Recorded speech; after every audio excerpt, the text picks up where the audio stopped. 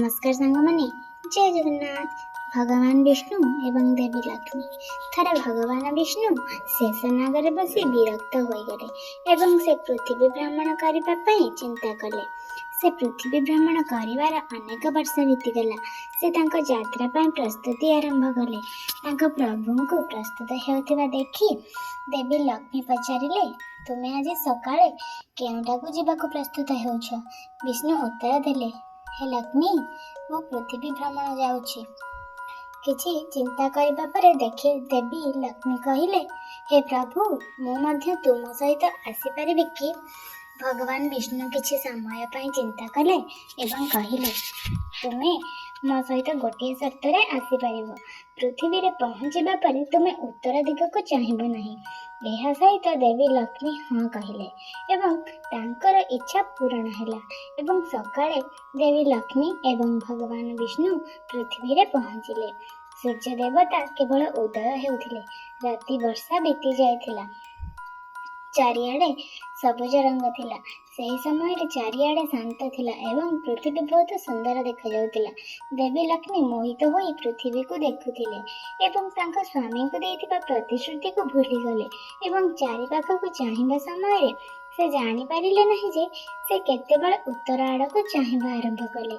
उत्तर दिगरे देवी लक्ष्मी एक बहुत सुंदर बगीचा देखिले एवं सही पार्श्वरु एक मृदु संगति आसुथिला एवं बहुत सुंदर फूल फुटिथिला।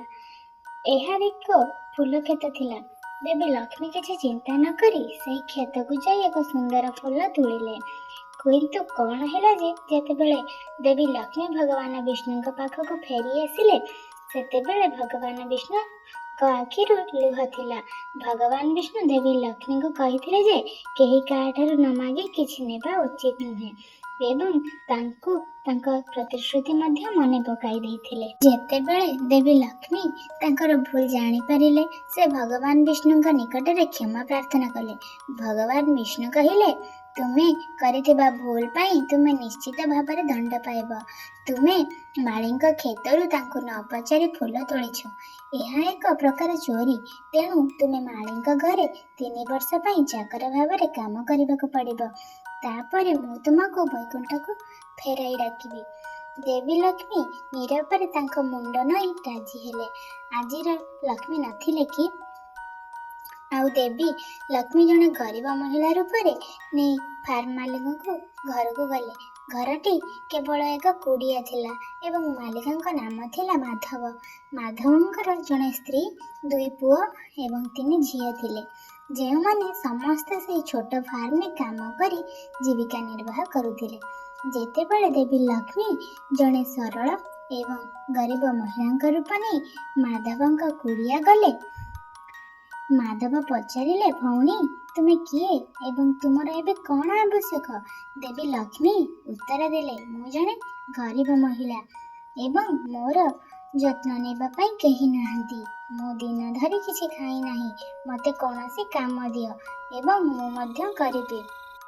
केवल तुमर घरर एक कोणरे मते आश्रय दियो। माधव जने दयालु व्यक्ति थिले एवं से तांको प्रति दया करुथिले।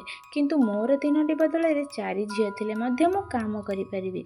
जदि तुमे मो झियो होई पार एवं आमे खाउथिबा सरल खाद्य रे खुशी होई पार तेबे झियो भीतर को आस।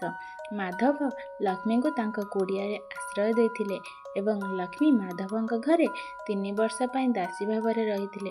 लक्ष्मी माधवंक घरे पहुँचबार परदिन माधव फूलरू एते रोजगार कले जे से सही संध्यारे एक गाय किणिले। तापरे धीरे धीरे माधव बहुत जमी मध्य पाइले।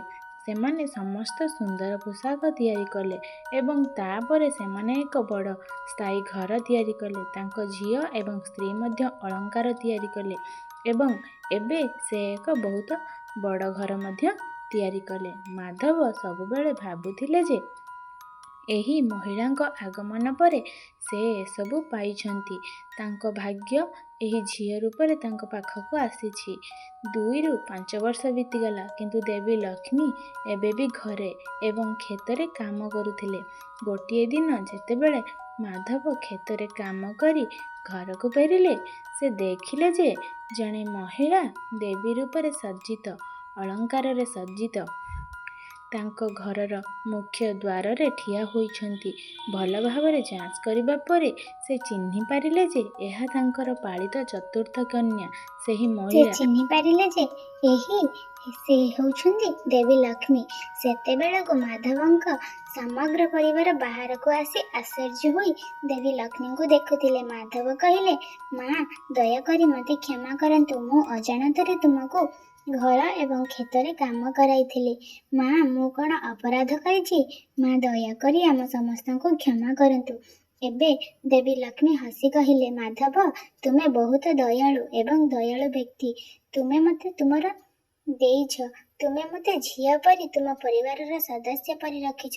ଏହାର ପ୍ରତିବଦଳରେ ମୁଁ ତୁମକୁ ଏହି ଭରସା ଦେଉଛି ଯେ ତୁମର କେବେ ବି ସୁଖ ଏବଂ ଧନର ଅଭାବ ହେବ ନାହିଁ। ତୁମେ ଯାହା ପାଇବାର ଯୋଗ୍ୟ ତାହା ପାଇବ। ଏବଂ ତାପରେ ମା ତାଙ୍କ ସ୍ୱାମୀଙ୍କ ଦ୍ୱାରା ପଠାଯାଇଥିବା ରଥରେ ବସି ବୈକୁଣ୍ଠକୁ ବିଜେ କଲେ।